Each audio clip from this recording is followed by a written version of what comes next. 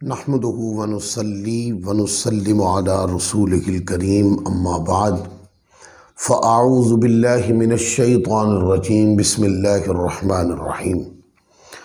दरस अल अदबुल मुफ़रद के साथ इमाम बुखारी रहमतुल्लाह अलैह की ये मायनाज़ किताब है। आज का जो दर्स है ये हम बाब नंबर 157 और हदीस नंबर 342 से शुरू कर रहे हैं और इसके ऊपर हदीस नंबर 342 के ऊपर इमाम बुखारी रहमतुल्लाह अलैह ने 157 जो बाब का उन्वान दिया है वो ये है, शेर में तारीफ़ करने वाले का बयान। बाबू मम मदह फी शिअरी।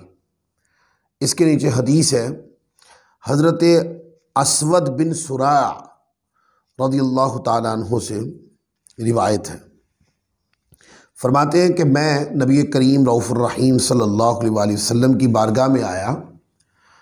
मैंने अर्ज़ की, या रसूलल्लाह सल्लल्लाहु अलैहि वसल्लम, मैंने अल्लाह ताला और आपकी मुख्तलिफ़ अंदाज़ में तारीफ़ बयान की है। आप सल्लल्लाहु अलैहि वसल्लम ने फरमाया, बेशक तेरा रब तारीफ़ को पसंद फरमाता है।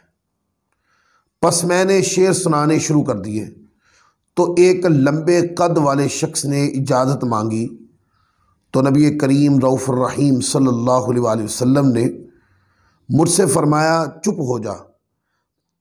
बस वो शख्स दाखिल हुआ तो आप सल्लल्लाहु अलैहि वसल्लम ने एक लम्हा के लिए उससे गुफ्तगू फरमाई, फिर वो चला गया। तो मैंने फिर आप सल्लल्लाहु अलैहि वसल्लम को शेर सुनाने शुरू कर दिए। फिर वो शख्स आया तो आप सल्लल्लाहु अलैहि वसल्लम ने मुझे चुप करा दिया। फिर वो निकल कर गया। 2 या 3 मरतबा ऐसा हुआ। मैंने आप सल्लल्लाहु अलैहि वसल्लम से अर्ज़ की, ये कौन था जिसके लिए आपने मुझे चुप करा दिया था? तो आपने फरमाया, ये वो शख्स है जो फजूलियात को पसंद नहीं करता। फिर अगली रिवायत पढ़ लें, फिर इस पर बात करता हूँ। अगली हदीस है जो इसी हदीस का हिस्सा है। हज़रत अस्वद बिन सुरै रज़ियल्लाहु ताला अन्हु से रिवायत है कि मैंने नबी करीम रऊफ़ुर रहीम सल्लल्लाहु अलैहि वसल्लम की बारगाह में अर्ज़ की, या रसूलल्लाह, मैंने आपकी और अल्लाह अज़्ज़ व जल की मदह बयान की है। अब अशआर में तारीफ़ करना जब मबनी बरहक तारीफ़ हो, काबिल सताइश और तहसीन है, जैसा कि हज़रात शुआरा सहाबे किराम ने आक़े दो जहां सल्लल्लाहु अलैहि वसल्लम की तारीफ़ में अशआर कहे हैं। तो ये बात बड़ी सादा सी है जो समझ में आने वाली है। अगर आपने अल्लाह और उसके रसूल की शान में कोई बात कही है शेर की सूरत में, वो काबिल सताइश है। वो दीन में मोहब्बत का जो उन्सर है उसको तहसीन देने के लिए और तस्कीन देने के लिए एक अच्छा काम है। लेकिन जो मदा सराई यानी वो जो शेर व शायरी जिसके ऊपर मना किया गया है कि एक तो सिर्फ शेर व शायरी तक महदूद हो जाना और बकिया तमाम ज़ावियात को तरक करना, ये भी ऐसा उन्वान है कि जिसके ऊपर सवाल उठते हैं, यह नहीं होना चाहिए। और दूसरा, इससे ज़्यादा सवालिया निशान वाली बात वो है कि बंदा शेर कहे किसी की तारीफ़ में। तो अरब के अंदर ये रिवाज था कि सरदारान की तारीफ़ में खुलूफ किया जाता, शेर व शायरी की जाती, वो खुश होकर पैसे देते। तो जो किसी शख्सियत की तारीफ़ करे, शख्सियत की तारीफ़ में शेर कहे ताकि वो उसको नवाजे, ये चीज़ इस्लाम में लायक मुज़म्मत है, इसकी इजाज़त नहीं। अब यहाँ पर मैं क्योंकि बता दिया कि जो बुरे अशार हैं वो मना है और जो अच्छे अशार हैं यानी जिसमें दीनी उमूर की तरगीबात पर मुश्तमिल हो, नसीहत पर मुश्तमिल हो, अल्लाह और उसके रसूल की मोहब्बत पर और उनकी तारीफ़ पर मुश्तमिल हो, ये सारे उन्वानात हैं कि इस उन्वान में शेर व शायरी दुरुस्त है। और जो बुरे अशार हैं, जो दुनियावी अशार हैं, जो दुनिया के लोगों को खुश करने के लिए हैं, वो सारी गलत है। अब यहाँ पर एक बात मैं यहाँ करना चाहूँगा। देखें, नात खानी एक बहुत अजीम नेमत है जिसको नसीब हो जाए। लेकिन अगर नात खान की तवज्जो इतना बुलंद दर्जे का जिक्र करते हुए अल्लाह के रसूल की हम्दो सना बयान हो रही है, अल्लाह ताला की शान में जो है ना हम्द बयान की जा रही है, हुजूर की शान अक़दस में नात पेश की जा रही है, और नात खान की तवज्जो का मरकज़ जो स्टेज पर या सामने गैदरिंग के अंदर जो साहिब मालो ज़र हैं उनकी जेबों पर है, और वो बार बार नात को काट कर या नात को रोक कर कोई ऐसी तरगीब दिलाने की कोशिश करता है कि लोग उठे और उसको पैसा दें, उस नात खान का क्या बनेगा? उस नात खान ने नात खानी के मनसब को क्या क्या समझ क्या रखा है उसने? वो किस मुंह से हुजूर की बारगाह में पेश होगा कि वो नात इसलिए पढ़ने जाता था ताकि लोगों से पैसे इकट्ठे हो जाए। और इसके अंदर मैं खुतबा को भी शामिल करता हूँ, मैं कवालों को भी शामिल करता हूँ, मैं शुआरा को भी शामिल करता हूँ, और मैं इसके अंदर नुकबा को ख़ास शामिल करता हूँ कि जितने ज़्यादा शख्सियत परस्ती पर मबनी शेर नुकबा पढ़ते हैं स्टेज के ऊपर, उतने कोई नहीं पढ़ता। क्योंकि खुतबा को ज़्यादा शेर व शायरी की आदत होती है, तरन्नुम की, तगन्नुम की, फिर नात खान है, फिर कवाल है, फिर शुआरा आ जाते हैं, वो पढ़ते हैं। इस तरीके से उनके साथ नुकबा, ये 5 तबकात ऐसे हैं कि जिनसे खुशामद खोरी की जो बातें हैं वो स्टेज से जाती हैं, जिन्होंने पैसे इकट्ठे करने के लिए शख्सियत परस्ती पर मबनी अशार पढ़ने की आदत को अपनाया हुआ है। अगर मेरी बात किसी को बुरी लगे तो मैं उससे माफ़ी चाहता हूँ, लेकिन मेरी बात की हकीकत को अगर समझना हो तो आप यूट्यूब खोलें, आप कोई भी महफिल निकाल लें, इल्ला माशाअल्लाह जो लोग इससे बरी हैं वो मेरी गुफ्तगू का हिस्सा भी नहीं। लेकिन मैं ओवरहाल माशरे में जो बर्बादी हो चुकी है मैं उसकी तरफ इशारा कर रहा हूँ। आप निजी महफिलों में देखें तो सही, नुकबा का काम क्या होता है? नुकबा का काम ये होता है कि वो शेर व शायरी करते हैं, हुजूर अलैहिस्सलाम की शान अक़दस के अशार भी कहे जाते हैं, और साथ ही शख्सियत परस्ती पर मबनी, यानी कि जो कोई पैसे वाली शख्सियत बैठी है उनकी तरफ इशारे करके, उनकी नज़र बार बार करके। एक फासिक आदमी की क्या नज़र लेंगे आप? देखिए ना, एक स्टेज के ऊपर एक फासिक आदमी बैठा हुआ है, एलानिया गुनाह करने वाला, मोहल्ले में उसकी बदमाशी मशहूर है, पर वो पैसे वाला है, उसको आपने स्टेज पे बिठा दिया। पहले तो वो जिन्होंने स्टेज पे उसको बिठाया है और बाएतबारे नेक लोगों के, बाएतबारे बाद उलमा के, उसको जो स्टेज की इज्जत दी है, ये तो अल्लाह की बारगाह में वही लोग जवाब देंगे। लेकिन अब बिठा दिया, बार बार नात खान जो है उस फासिक आदमी की तरफ, उस दुनियादार आदमी की तरफ ये बात करके ताकि वो उठे और मुझे पैसे दे, वो इस तरह कह रहे हैं बार बार कि मैं ये शेर फलां की नज़र करता हूँ, मैं ये शेर फलां की नज़र करता हूँ, ताकि ये बात सुनकर वो उठे और उठकर जो है ना वो आपको पैसे दे।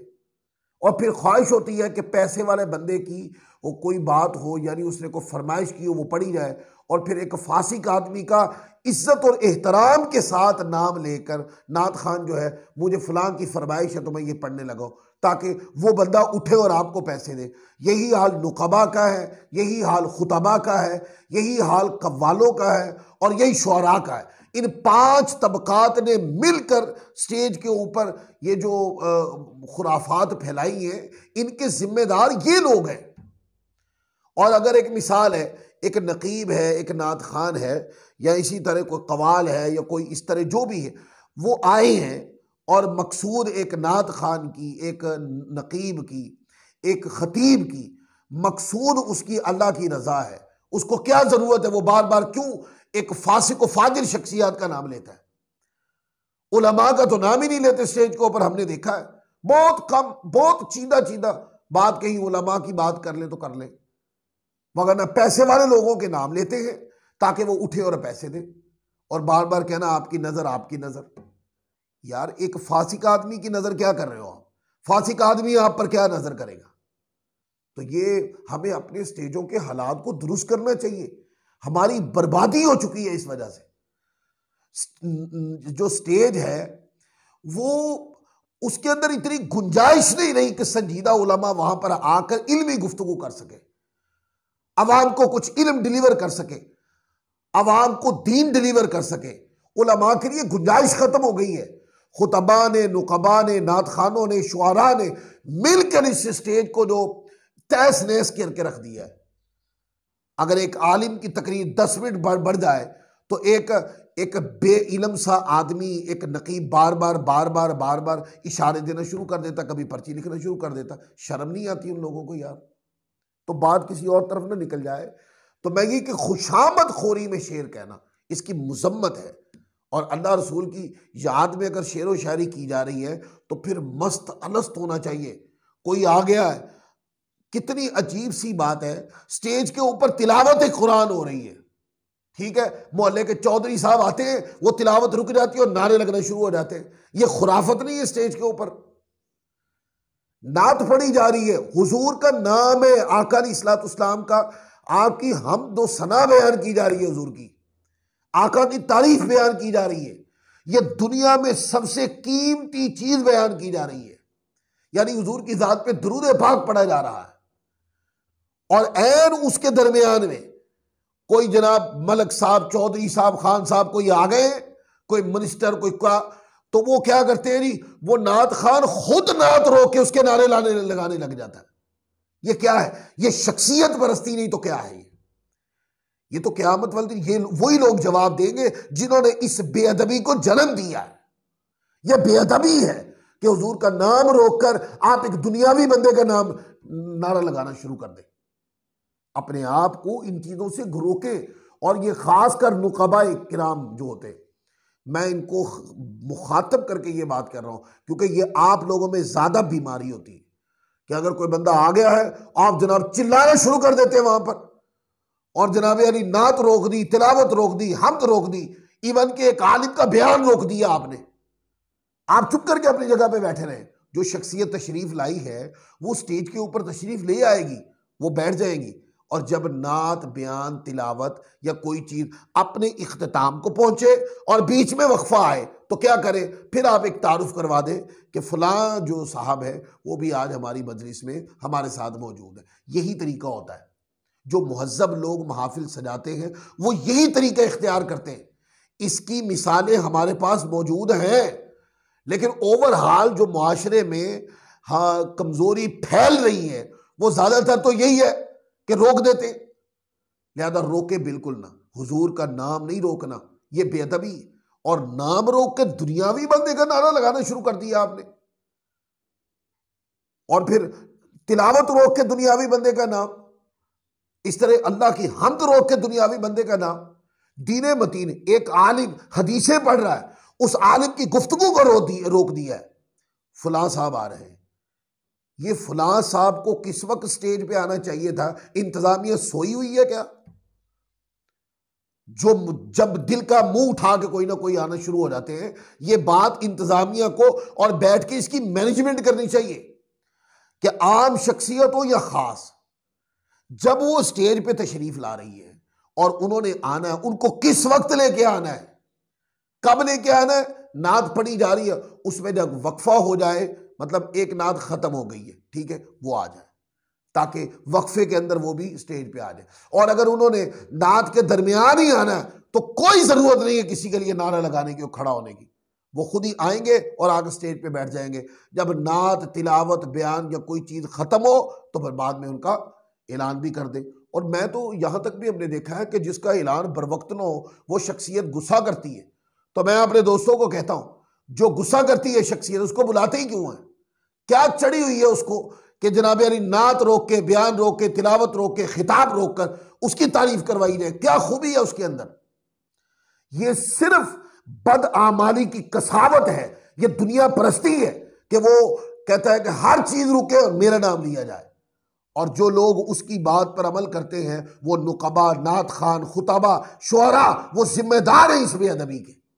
लिहाजा अपने स्टेजों के ऊपर ये सारी बदबख्तियों को खत्म करें, एहतराम पैदा करें अल्लाह की हमद का, कुरान की तिलावत का, आका की नात का, एक आलिम की गुफ्तगू की अहमियत का। जब एक आलिम गुफ्तगू कर रहा है स्टेज के ऊपर, उस वक्त सबसे बड़ा वली ही वो है। सबसे कीमती आदमी वो है कि जो एक आलिम जो है वो बैठकर तकरीर कर रहा है।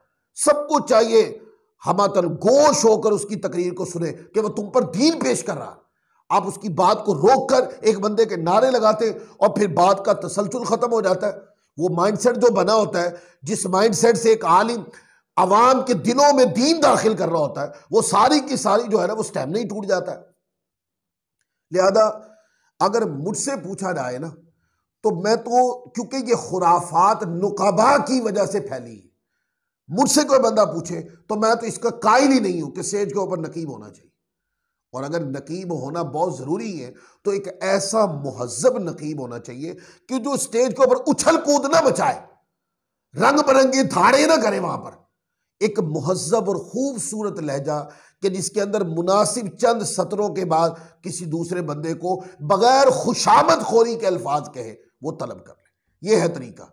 और अगर आपने धाड़ना है, फिर आपके धाड़ने के 600 रंग हैं, फिर आपने अशार पढ़ने हैं और आप इतना लाल पीले हो गए हैं कि आपको पता ही नहीं है कि जो आप शेर कह रहे हैं इसका मतलब क्या है।